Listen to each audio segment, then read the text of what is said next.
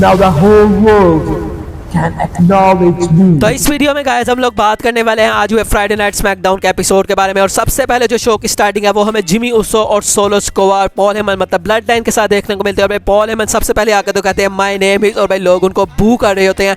तो पॉल कहते हैं कि नहीं भाई मेरा नाम बू नहीं है बल्कि मेरा नाम पॉल हेमन है। और उसके बाद वो बात करते हैं कि किस तरह से जो जॉन सीना है वो second greatest of all time है, मतलब सब लोग उनको ग्रेटेस्ट ऑफ ऑल टाइम कहते हैं, लेकिन भाई पॉल हेमन जाहिर है भाई रोमन रेंज उनकी नज़र में सबसे पहले हैं। और उसके बाद वो जॉन सीना को मानते हैं, एटलीस्ट भाई सेकंड बेस्ट मान रहे हैं, ये काफ़ी अच्छी चीज़ है। तो भाई पॉल हेमन यहाँ पर आके कहते हैं कि भाई जिस तरह से WWE कह रही है कि भाई आज जॉन सीना आएगा और भाई वो यहाँ पर जवाब देने वाला है ब्लड लाइन को, तो भाई ऐसा कुछ भी नहीं है। अभी तक जो जॉन सीना है वो यहाँ पर अराइव नहीं किया, क्योंकि भाई जिस तरह से हमने उसको तोड़ फोड़ के रखा था वो अभी तक यहाँ पर नहीं आ सका। और भाई उसके बाद जिमी उसो यहाँ पर माइक उनसे सबसे पहले मांगते हैं, जिस तरह रोमन रेंज मांगते हैं। और पॉल हेमन भाई काफ़ी यहाँ पर डर से भी जाते हैं कि भाई ये बंदा ये क्या कर रहा है। लेकिन उसके बाद जो जिमी उसो है भाई उनके हाथ से माइक छीन ही लेते हैं। और उसके बाद वो यहाँ पर कहते हैं कि भाई जॉन सीना हमसे डरता है इसलिए वो यहाँ पर नहीं आ रहा है। ऐसा कुछ नहीं है कि भाई हमने उसको मारा है तो शायद भाई वो क्लियर नहीं है तो इसलिए नहीं आ रहा, बल्कि वो हमसे भाई डरता है और इसलिए वो यहाँ पर नहीं आ रहा। और भाई यही चीज़ें वो कह रहे होते हैं। एजे स्टाइल्स के बारे में भी वो बात कर रहे होते हैं। तभी दोस्तों पीछे से कार्ल एंडरसन आ जाते हैं और कार्ल एंडरसन ने अटैक किया सोलो स्क्वायर पर। और आज भाई उन्होंने फाइनली एक्नॉलेज कर लिया कि अब ये जो चीज़ है ये ओसी का बिजनेस है। और उसके बाद दोस्तों सोलो स्क्वायर कहते हैं जिमी उसो को भाई तुम इसका बिजनेस हैंडल करो वरना फिर मुझे हैंडल करना पड़ेगा। और उसके बाद दोस्तों हमें जिमी उसो और कार्ल एंडरसन का मैच भी देखने को मिलता है। 2 से 3 मिनट का मैच था, सोलो स्क्वायर की इंटरफेरेंस होती है और उसकी वजह से जो जिमी उसो है वो इस मैच के अंदर जीत जाते हैं। और मैच खत्म होने के बाद भी कार्ल एंडरसन अटैक करते हैं जिमी उसो के ऊपर, लेकिन तभी दोस्तों सोलो स्क्वायर वहां पर आ जाते हैं और सोलो स्क्वायर ने अपना समोआ स्पाइक लगाया और इस तरह से जो कार्ल एंडरसन का पत्ता है उसको काट दिया। और उसके बाद जब ये जा रहे होते हैं तो मिया यिम भी वहां पर आती हैं और मिया यिम की तरफ से जिमी उसो को एक थप्पड़ भी पड़ जाता है जो कि काफ़ी करारा था। और भाई जिमी उसो उसके बाद ऐसे रिएक्ट कर रहे थे जैसे पता नहीं भाई उनका कान ही फट के हाथ में आ गया है। और उसके बाद वो काफ़ी फ्रस्ट्रेटेड भी थे। बैक स्टेज के ऊपर जाकर उन्होंने काफ़ी बंदों को मारा, शांति के ऊपर उन्होंने अटैक किया। उसके बाद भाई कभी किसी बंदे के ऊपर कोई प्रोड्यूसर मतलब क्या ही मतलब जो बैक स्टेज के ऊपर भाई बंदे घूम रहे होते हैं उनके ऊपर अटैक कर रहे होते हैं। पॉल हेमन इससे थोड़ा सा कहने के खुश नहीं है, क्योंकि भाई वो बैक स्टेज के ऊपर उन बंदों को कहते हैं कि अच्छा भाई कोई टेंशन लेने की ज़रूरत नहीं है। और उसके बाद वो रोमन रेंज को कॉल भी करते हैं, लेकिन सोलो स्क्वायर जिमी उसो के साथ मिलकर लोगों को मार भी रहे थे। तो भाई यहाँ से चीज़ें जो है वो थोड़ी सी अनक्लियर दिखाई गई हैं कि सोलो स्क्वायर आखिर किसकी साइड पे है। वो जिमी उसो की बात भी मान रहे हैं, लेकिन ऐसा लगता है कि भाई वो तो रोमन रेंज के साथ है। उसके अलावा पॉल हेमन भी जो है वो मतलब कि हैं तो जिमी उसो और सोलो स्क्वायर के साथ, लेकिन वो बार बार रोमन रेंज को बीच में लेके आते हैं और रोमन रेंज को वो कॉल करते हैं। तो भाई जब अब रोमन रेंज आएंगे तभी इन चीज़ों के बारे में कुछ क्लैरिटी मिलेगी। उसके बाद दोस्तों हमें शो के ऊपर ग्रेसन वॉलर इफेक्ट देखने को मिलता है, जहाँ पर बॉबी लैशली स्पेशल गेस्ट होने वाले थे। और भाई ग्रेसन वॉलर वही कहते हैं कि भाई आप बॉबी लैशली को ग्रेसन वॉलर अब मिलने वाला है। उसके बाद वो यहाँ पर उनको इंट्रोड्यूस करते हैं और वो उनसे पूछते हैं कि किस तरह से जो टेंशन है वो तुम लोगों के दरमियान चल रही है। और बॉबी लैशली यहाँ कहते हैं कि मुझे लगा था कि शायद स्ट्रीट प्रॉफिट्स के अंदर वो चीज़ है जो कि मैं ढूंढ रहा था,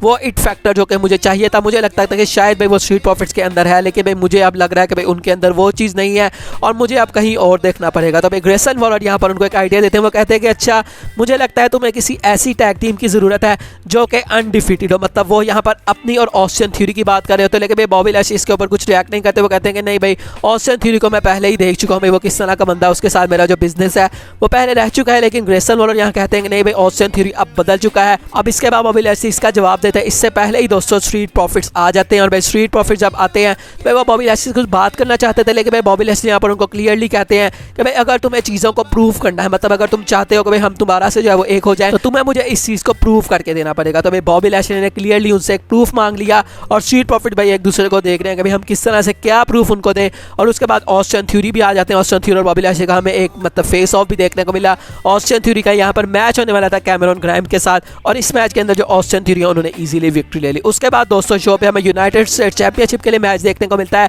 between Santos Escobar and Rey Mysterio. और मैच शुरू होने से पहले भी इन दोनों का बैक से इंटरव्यू होता है और दोनों भाई एक दूसरे की काफ़ी ज़्यादा रिस्पेक्ट करते हैं और दोनों कहते हैं कि भाई आज हम एक दूसरे को अपनी लाइफ का सबसे बेस्ट मैच देने वाले हैं। और तो कहते हैं कि भाई मे द बेस्ट मैन विन।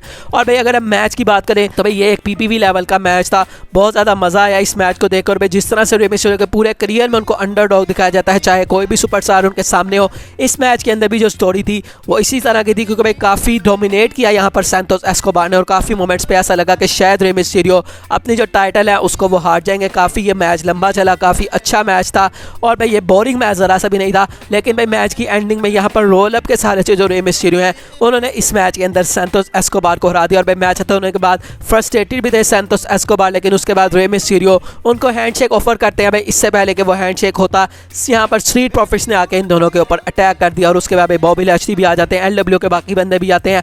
तो भाई सबको यहाँ पर तोड़ फोड़ के रख दिया स्ट्रीट प्रॉफिट्स और बॉबी लैशली ने। भाई फाइनली जो स्ट्रीट प्रॉफिट्स और बॉबी लैशली हैं वो सेम पेज के ऊपर आ चुके हैं, उनका पैचअप हो चुका है और उसके बाद बैक स्टेज के ऊपर जाकर रे मिस्टीरियो ने चैलेंज भी दे दिया है बॉबी लैशली और स्ट्रीट प्रॉफिट्स को एट फास्टलेन। तो भाई अब इनका मैच होने वाला है, अब क्या ये 2-on-2 होगा, क्या 3-on-3 होगा, ये चीज़ हमें फास्टलेन के अंदर पता लगेगी। उसके बाद दोस्तों हमें जॉन सीना भी दिखाई देते हैं कि भाई जॉन सीना फाइनली अरीना के अंदर आ चुके हैं और वो ब्लड लाइन की जो सिचुएशन है उसको आज एड्रेस करने वाले हैं और अपना पार्टनर वो ढूंढ रहे हैं क्योंकि उनके हाथ में कॉन्ट्रैक्ट भी होता है। उसके बाद दोस्तों हमें शार्लेट फेयर और बेली का मैच देखने को मिलता है। भाई शार्लेट मैच शुरू होने से पहले ही कह देती हैं कि अगर आज मैंने तुम्हें हरा दिया तो भाई मुझे ईओ स्काई चाहिए at Fastlane for the women's championship. और उसके बाद इनका मैच होता है, ठीक ठाक सा मैच था। इस मैच के अंदर जो शार्लेट फेयर है वो जीत जाती है और मैच खत्म होने के बाद पूरी डैमेज कंट्रोल शार्लेट फेयर के ऊपर अटैक करने आ जाती है। तभी दोस्तों आस्का वहाँ से आ जाती है और भाई उसकी वजह से अटैक भी नहीं हुआ और उसके बाद आस्का जैपनीज़ में कुछ कहती हैं और बेली को लगता है कि शायद वो भी एक टाइटल डिमांड कर रही हैं। तो बेली यहाँ कहती है कि अच्छा भाई तुम चाहते हो कि भाई तुम शार्लेट और ईओ इन तीनों का मैच हो फास्टलेन के अंदर, तो ठीक है भाई मैं इस चीज़ को एक्सेप्ट करती हूँ। लेकिन भाई एक्चुअल में वो कुछ और बोल रही थी क्योंकि ईओ स्काई उनको बाद में कहती है कि नहीं भाई वो तो ये चीज़ बोल ही नहीं रही थी। भाई वो क्या बोल रही थी ये तो मुझे भी नहीं पता। अब बात करते हैं दोस्तों शो के मेन इवेंट की, जहां पर जॉन सीना आए और भाई जॉन सीना यहां पर आके कहते हैं कि ब्लड लाइन ने लास्ट वीक में मेरे सामने कोई भी ऑप्शन नहीं छोड़ा, उन्होंने किस तरह से मुझे तोड़ फोड़ के रख दिया और एक चीज़ थी जो कि उन्होंने मेरे पास छोड़ दी और वो था ये कॉन्ट्रैक्ट। अब मेरे पास दो यहाँ पर चॉइसेस है, एक तो ये चॉइस है कि भाई मैं इस कॉन्ट्रैक्ट को तोड़ फोड़ दूँ और भाई उसके बाद कोई मैच ही नहीं होगा हमारा, और दूसरा ये ऑप्शन है कि भाई मैं स्टेप अप करूँ और मैं ब्लड लाइन के साथ फाइट करूँ और भाई एक ऐसा बंदा जिसके सीने के ऊपर नेवर गिव अप लिखा हुआ है तो भाई तुम उससे क्या ही एक्सपेक्ट करोगे। तो भाई मैं ब्लड लाइन से लड़ने के लिए तैयार हूँ और अगर मुझे फास्टलेन तक कोई बंदा नहीं मिलता जो कि मेरे साथ पार्टनर बनना चाहे, क्योंकि भाई जिस तरह से ब्लड लाइन ने तोड़ फोड़ कर दी थी सब बंदों को, तो वो कहते हैं कि ठीक है मैं फिर अकेला ही ब्लड लाइन से लड़ने के लिए तैयार हूँ। और उसके बाद जिमी उसो भी यहाँ पर आ जाते हैं, सोलो स्क्वाड मतलब सारे आते हैं और जिमी कहते हैं कि भाई मुझे लगता है कि भाई तुम भी फास्टलेन के अंदर नहीं जा पाओगे क्योंकि हम तुम्हें आज तोड़ के रखने वाले। अब जॉन सीना जरा सा भी इंतजार नहीं करते, जिमी उसो को सबसे पहले वो मारते हैं। उसके बाद सोलो स्क्वाड रिंग के अंदर आते हैं, सोलो स्क्वाड को फिर से भाई ए लगाने लगते हैं और लास्ट वीक की तरह फिर से जॉन सीना का सुपर किक पड़ जाती है और उसके बाद भाई वो जॉन सीना को कोने के ऊपर डाल के भाई 3 से 4 मरतबा भाग के भाई वो पिछवाड़ा जो अपना मारते हैं भाई वो वाला मूव लगाया सोलो स्क्वाड ने, जिमी उसो ने भी। उसके बाद भाई उनको बाहर ले जाते हैं और कमेंट्री टेबल के ऊपर लिटा के स्प्लैश लगाने लगते हैं solo squad and here comes LA night. तो भाई LA नाइट यहाँ पर आ जाते हैं और उन्होंने ब्लड लाइन को आके तोड़ फोड़ के रख दिया दोनों बंदों को। और उसके बाद जॉन सीना भी आते हैं और भाई सब ने इनको और भाई इन दोनों ने मिलके जो ब्लड लाइन के बंदे हैं उनको वहाँ से भगा दिया। और उसके बाद भाई दोनों एक दूसरे को देख रहे हैं, LA नाइट कॉन्ट्रैक्ट उठाते हैं और LA नाइट ने कॉन्ट्रैक्ट को साइन कर दिया है। तो भाई ऑफिशियली अब जो LA नाइट है वो पार्टनर बन चुके हैं जॉन सीना के to face Jimmy Uso and Solo squad at Fastlane. तो भाई अब एक्सपेक्टेशन काफ़ी ज़्यादा थी लोगों की कि भाई रैंडी ऑर्टन आ जाएंगे, ये हो जाएगा वो हो जाएगा।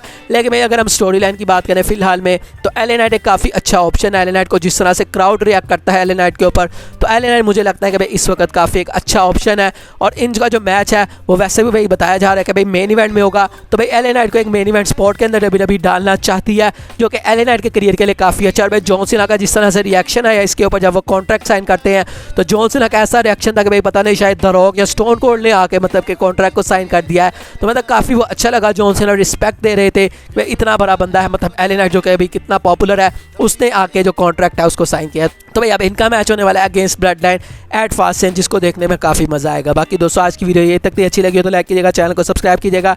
मिलेंगे नेक्स्ट वीडियो में, तब तक के लिए अपना बहुत सारा ख्याल रखिएगा। मुझे दीजिए इजाज़त, शब बखैर।